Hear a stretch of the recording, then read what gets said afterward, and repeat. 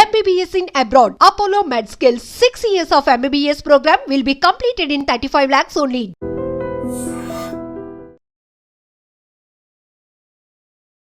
నమస్తే, welcome back to IT media. నేను మీ ఝాన్సీ.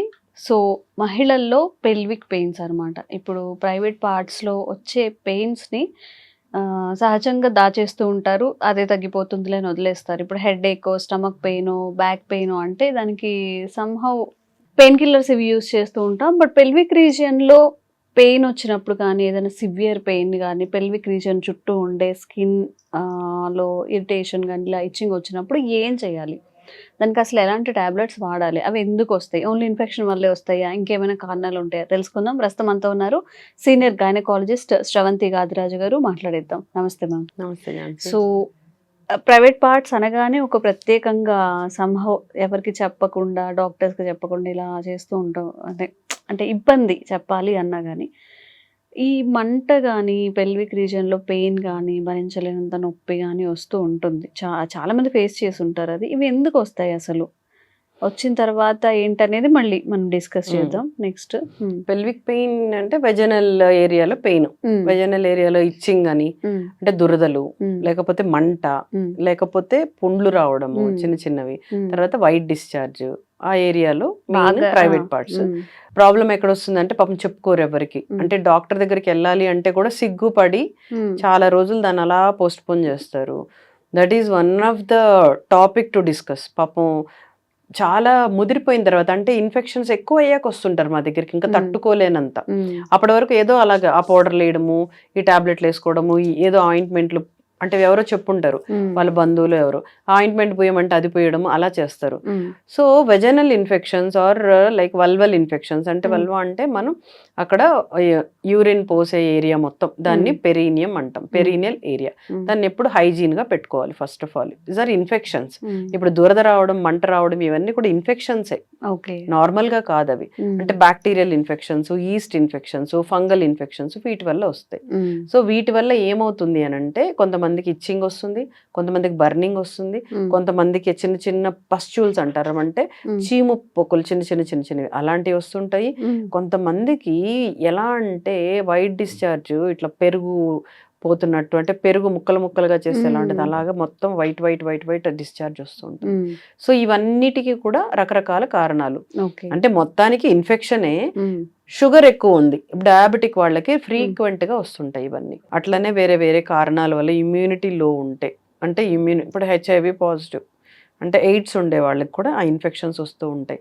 అలా కాకుండా కొన్ని బ్యాక్టీరియా, అంటే రెగ్యులర్గా సెక్షువల్ ఇది ఉంటారు కదా ఆ ఏజ్లో, సో అంటే బ్యాక్టీరియా ఫ్రమ్ ద హస్బెండ్, అంటే హస్బెండ్ క్యారీ చేసినా కూడా వీళ్ళకి ఇన్ఫెక్ట్ అయ్యే అవకాశాలు ఉంటాయి. సో రకరకాల కారణాల వల్ల మనం ఒక టాపిక్ చేసుకున్నాం, STD అని ఒకటి చేసాం, సెక్షువల్లీ ట్రాన్స్మిటెడ్ డిసీజెస్ అని. సో వీటి వల్ల కూడా ఈ ఇన్ఫెక్షన్స్ వల్ల ఇలాంటి ప్రెజెంటేషన్స్ వస్తుంటాయి. అది కాకుండా యూరినరీ ట్రాక్ట్ ఇన్ఫెక్షన్ అంటాం, అంటే యూరిన్ పోసేది కూడా అన్ని ఒకే ఏరియాలో ఉండడం వల్ల ఆ ఇన్ఫెక్షన్ కూడా ఈ పక్క ఇన్ఫెక్షన్ కి కారణాలు అవుతుంది. అందువల్ల వాళ్ళు యూరిన్ పోసిన మంట, నొప్పి, దురదగా ఉండడం ఆ ఏరియా ఉంటుంది.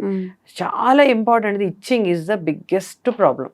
ఆ ఇచ్చింగ్ వల్ల ఏంటంటే ఆ చాలా సెన్సిటివ్ ఏరియా, స్క్రాచ్ చేయకూడదు. స్క్రాచ్ చేస్తే ఇంకా మంట ఎక్కువైపోతుంది, వాటర్ పడినా కూడా బగ్గమంటుంది వాళ్ళకి.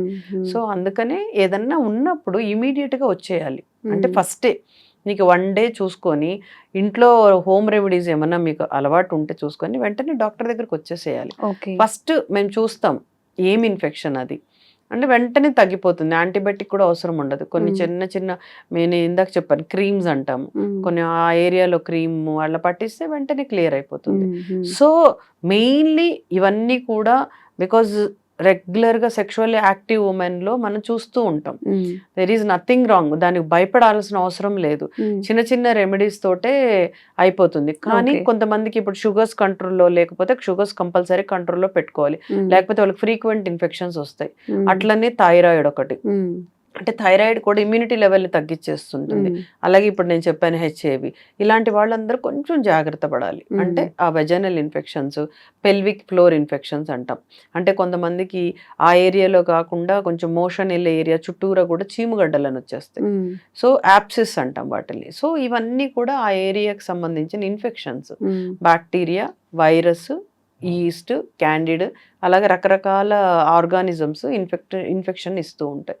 సో ఎప్పుడు కూడా first of all local hygiene, అంటే అక్కడ వాష్రూమ్కి వెళ్ళినప్పుడు క్లీన్గా వాష్ చేసుకోవడము, లేదు వేడి నీళ్ళతో వాష్ చేసుకోవడము, బయట బాత్రూమ్స్ యూజ్ చేస్తున్నారు అంటే కామన్ బాత్రూమ్స్ యూజ్ చేస్తున్నారు, మీకు ఇమ్యూనిటీ లెవెల్ లోగా ఉంది, సో కొంచెం జాగ్రత్త పడాలి.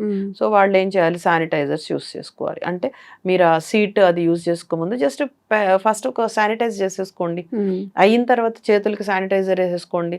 సో దీనివల్ల ఇన్ఫెక్షన్ రేట్ తగ్గుతుంది. అలాగే యూరిన్ వెళ్ళినా, మోషన్ వెళ్ళినా ప్రైవేట్ పార్ట్స్ క్లీన్ చేసుకోవడం, తర్వాత డ్రైగా పెట్టుకోవడం, తర్వాత కొంచెం ఎవరికైనా మరీ ఇరిటేషన్ అంటే చిన్న చిన్న పౌడర్స్ దొరుకుతాయి, డస్టింగ్ పౌడర్, అలాంటి యూజ్ చేయడం. అంటే నాట్ రెగ్యులర్గా అట్లాంటివి యూజ్ చేయాల్సిన అవసరం లేదు. కొంచెం మీకు అట్లాంటివి అనిపించినప్పుడు సో కంపల్సరీ సిగ్గుపడకుండా కొంచెం ముందరకు వచ్చేసేయండి. అంటే డాక్టర్ దగ్గరికి రండి, ముందుగానే కనిపించండి.